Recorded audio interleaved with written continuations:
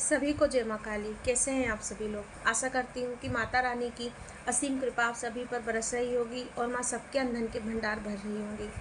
आज जिस विषय पर मैं बात करने जा रही हूँ वो ये है कि साधारण एक जो भक्त होता है उसमें और एक साधक में क्या फ़र्क होता है, साधना में पूजा में क्या फ़र्क होता है और माँ काली की साधना और अन्य साधना में क्या फ़र्क होता है। आज हम इस तीनों विषय पर बात करेंगे। तो वीडियो में आगे बढ़ने से पहले आप मेरे चैनल को सब्सक्राइब जरूर कीजिएगा। कमेंट में वीडियो को लाइक करके कमेंट में जय माँ काली ज़रूर लिखिएगा। देखिए, एक जो भक्त होता है, भक्त तो भगवान के सभी होते हैं, जो पूजा कर रहा है, जो ईश्वर को मान रहा है, जो भगवान पर विश्वास कर रहा है, तो वो भक्त ही होता है। लेकिन एक भक्त में और एक साधक में थोड़ा सा अंतर हो जाता है, थोड़ा सा एक लेवल ऊपर हो जाता है साधक, और एक भक्त जो होता है वो थोड़ा सा नीचे नहीं कह सकते, लेकिन हाँ एक साधक थोड़ा सा ऊपर हो जाता है। क्योंकि साधना में और एक नॉर्मल पूजा में जो फ़र्क होता है वो थोड़ा सा ज़्यादा होता है। मैं इसीलिए कह रही हूँ, आप एक भक्त हैं, आप सिर्फ पूजा पाठ करते हैं वो अलग बात है, लेकिन आप अगर एक साधक हैं तो साधक जो होता है वो अपने शरीर को तपा करके, कष्ट देकर भी, साधनाएं कर करके उसका एक अलग ही रूट होता है भगवान को खुश करने का, या भगवान की भक्ति को प्राप्त करने का, या भगवान को प्राप्त करने का। क्योंकि साधना के बहुत सारे उद्देश्य होते हैं। तो ये तो हुई पहले प्रश्न की बात।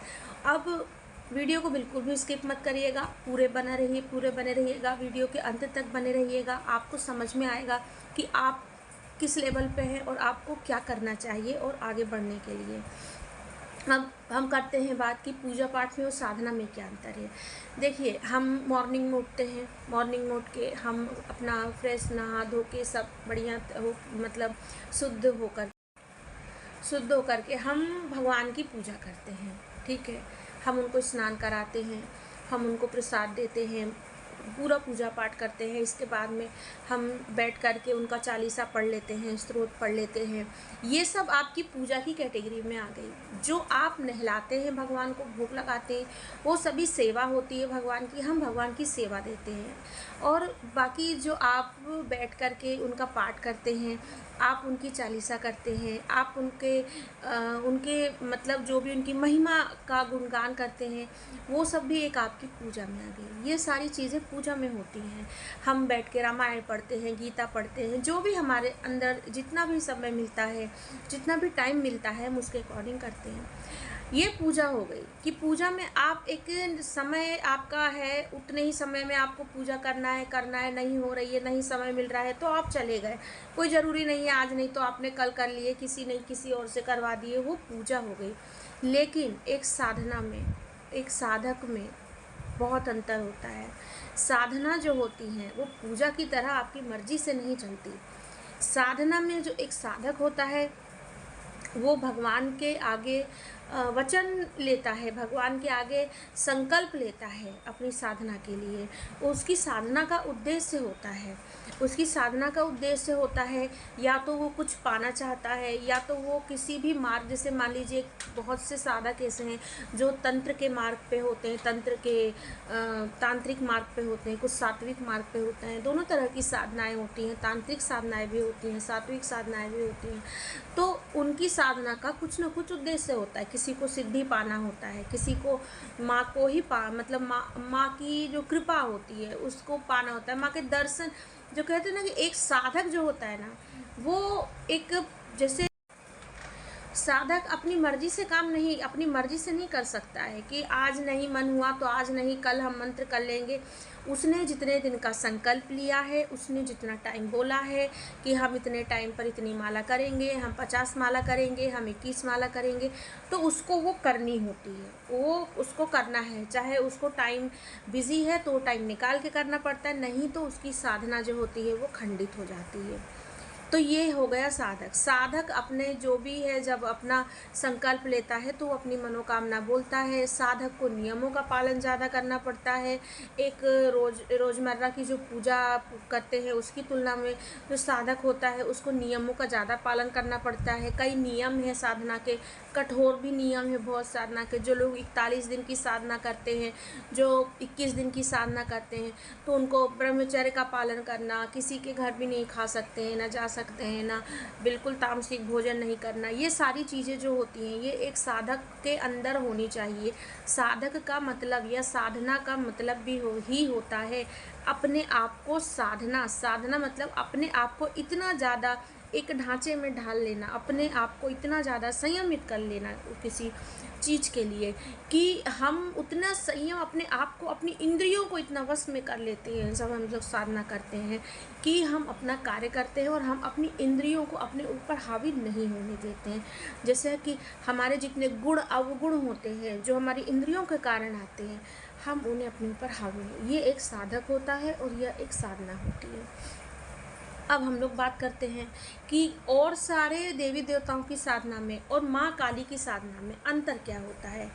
देखिए, माँ काली की साधना हुई, भैरव बाबा की साधना हुई, माँ के जो नौ पूरे 10 महाविद्याएं हैं उनकी 10 महाविद्याओं की साधना हुई। ये सब जो साधनाएं होती हैं ना, इन सभी साधनाओं की श्रेणी जो होती है बहुत उच्च होती है। इन साधनाओं को करने के लिए हमारे पास प्रॉपर नॉलेज होना चाहिए, प्रॉपर गाइडलाइन होना चाहिए, हमको पता होना चाहिए हर चीज़ कैसे क्या होगी। अब मैं आपको बताती हूँ कि माँ काली की साधना में आप क्यों अलग होती है और सभी देवी देवताओं की साधना से। देखिए, माँ काली एक ऐसी देवी हैं जिनकी साधना जब आप करते हैं, जिनकी पूजा जब आप करते हैं, तो आपकी पूजा से बहुत जल्दी ही प्रसन्न होकर प्रकट होती हैं, आपके पास आ जाती हैं, कई अनुभव करवाती हैं आपको। कई ऐसे अनुभव हैं जो कई भक्तों को हुए हैं, कई साधकों को हुए हैं। जैसे कि स्वप्न में माँ के दर्शन होना, ये तो होते ही हैं। इसके बाद में घर में पायल की आवाज़ आना, घर में परछाइयाँ दिखना, ये सभी माँ की साधना में होता है। यहाँ तक कि माँ के साथ चलने वाली योगनियाँ भी, माँ के साथ चलने वाले जितने भी गण हैं, सेवक हैं, वो भी आपको घर में किसी न किसी उसमें दिख सकते हैं, चाहे परछाई के रूप में। आपको लगेगा आप खड़े हैं, आपके पीछे से कोई निकला।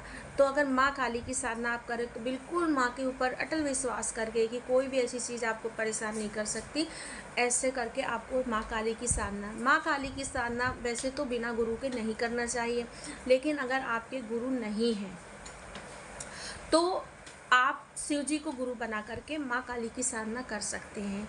देखिए, गुरु, क्योंकि इस समय गुरु का मिलना, आज के समय में गुरु का मिलना भी एक बहुत बड़ी बात होती है।